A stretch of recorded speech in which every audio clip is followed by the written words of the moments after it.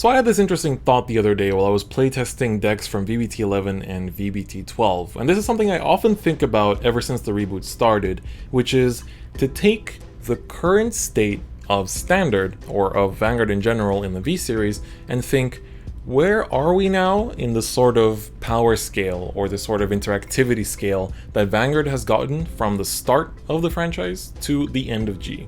So this is something I've thought about for a really long time, and I've always been kind of comparing, like, you know, when it was like VBT04 or VBT06 or VBT07, I always kind of like looked at those times in the game and went like, okay, what was this similar to? And so after playing with the modern decks, basically what we're playing with right now, I thought to myself, where are we now in the sort of like card effect scale with modern Vanguard? And I thought this to myself, and then I started to look back at old, not just WGP, but also VGCS videos. If you don't know what VGCS is, it is essentially Vanguard Championship Circuit or Series, you know, just big Vanguard Championships or tournaments that are held by the community, actually. So those are all done by the community, and they're fan-run events, but they usually have like hundreds of participants, usually in Japan, but they also go abroad as well, and they have been held all over the world. But I looked at all the decks that we have right now, and not just everything, but just like the recent stuff. So, you know, stuff like Gavriel, Gurgwit, Vanquisher,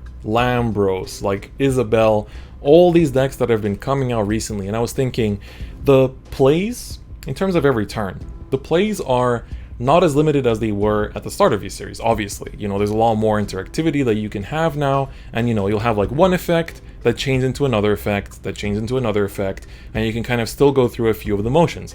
It's not to the same level that G was on, and you know, when we talk about G, let's say like end of G, you know, we're not talking about stuff like multiple turn heritages or stuff like that, or even middle of G, Time Leap. You know, Time Leap was a, you know, it was like a one card that would bind another card, and then that card would resolve, and then the card that was bound would resolve, and then the card that was called would resolve, and you had a lot of different things in the battle phase that were all going on, and just a bunch of different things just on top of another, and just like stacking and stacking and stacking.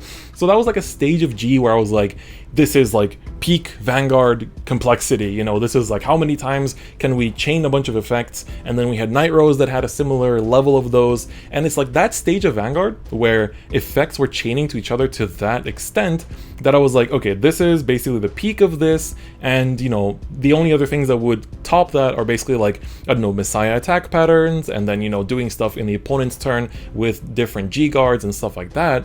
But then I was thinking, what about earlier parts of G? You know, thinking back to, let's even say, the cross in G.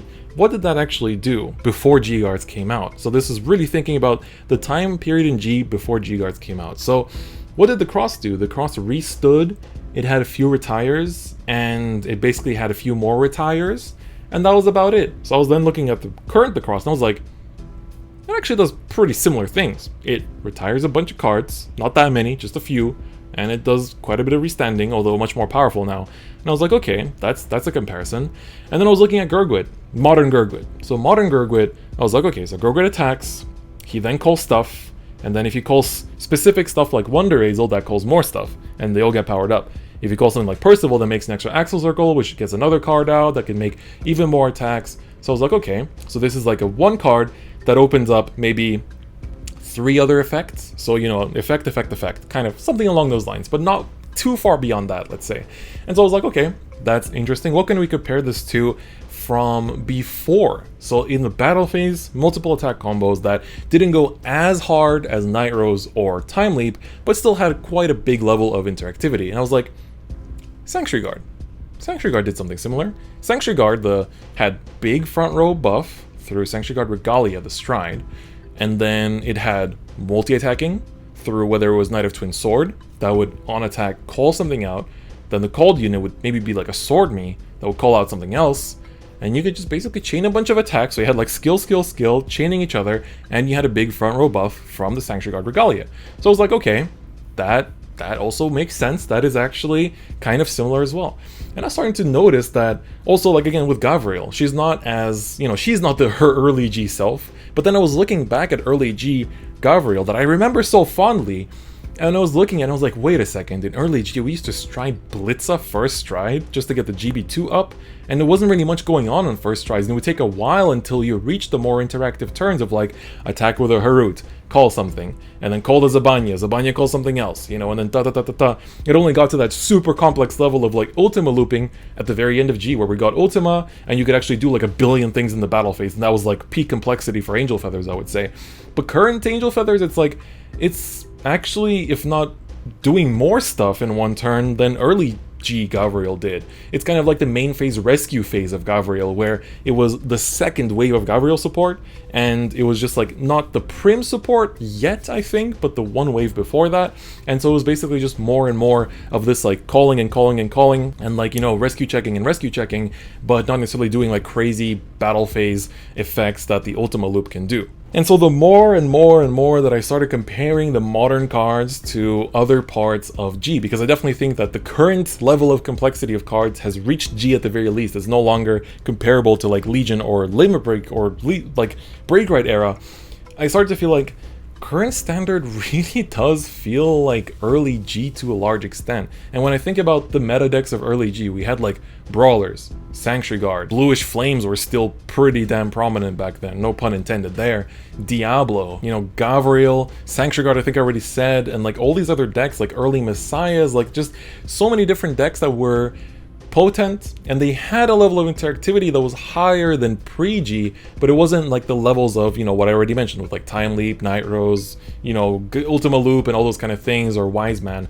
But it was just interesting to see that we were starting to actually reach this sort of complexity of card effects. And I need to really underline this. It's complexity of card interaction, not power level, because power level wise, we have exceeded everything before. Like, let's be completely honest, but the level of power scaling and level of like attack power and level of big attacks and big crit and big this and that and multi-attack and big swings, we've long surpassed everything else before, purely out of like the fact that everything gets plus 10k front row. Literally so many decks right now are like, oh, plus 10k to front row, oh, plus X times whatever to front row, and like this and this many force marker, this and this many axle markers. And so this has definitely gone beyond in the power scale of early G, or any part of G, I would say. Like, I don't think any G deck can really live up to just markers as a whole as a mechanic right now. But in terms of card complexity and interactivity of how cards work with each other, I definitely feel like we are sort of getting to the phase where early G was, where we had stuff like Sanctuary Guard that had the multi-attacks. We had stuff like, you know, early Messiahs and Chaos that had some multi-attacks, arguably more complex than what standard Messiahs can do right now. I'm actually quite disappointed in how little they do, but still, you had a little bit of interactivity and complexity, but not too much. And you know, like looking at stuff like the Cross, they do very similar things. If anything, the old The Cross was much more underwhelming, although having more pressure than the current one, so than the current rendition of The Cross. And that's honestly all I really wanted to talk about in this video. I just wanted to tell you guys that, you know, it's interesting to look at, to take the current state of the game and look at how it matches up to a certain aspect of the game in the past. So you can also compare this in different ways. Like I talked about power scaling, you can also talk about, you know, just level of abilities per card. So, you know, the fact that many cards now, not just grade 3s, but a lot of the cards in your deck all carry a lot of big abilities. Whereas throughout G, we had a lot of strong rear guards, like History Maker, for example. History Maker had one effect only. Whereas a lot of the good rear guards these days, they'll be carrying one or two, you know, or things like that, you know, you look at something like a Jaggy Shot. Jaggy Shot does so many things, and he's a supportive rear guard, much like History Maker was for Time Leap. And so, you know, Jaggy Shot will bind a card from hand for you to chain into another attack. He'll also bind one of your opponent's front row to remove a card, and he'll also draw a card, and then he'll draw a card again and put himself in the soul to give you the grade 3s in the soul for Vanquisher's skill.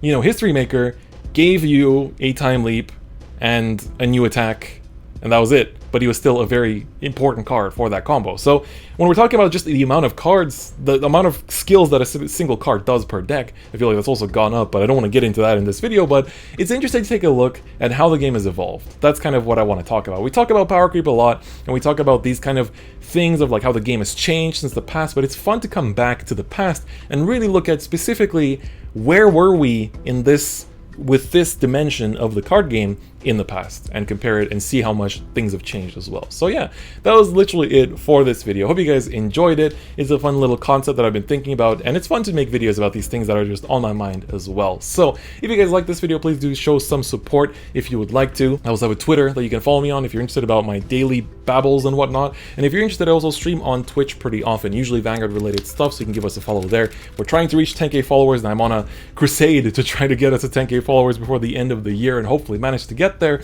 And also, if you're interested in other card games that I play or other things I do in general, I have my second channel. I've been covering a lot of Digimon TCG related content there lately, so make sure you check that out as well if you're interested. But on that note, that's gonna be it for me today, and I'll see you guys next time. Bye bye.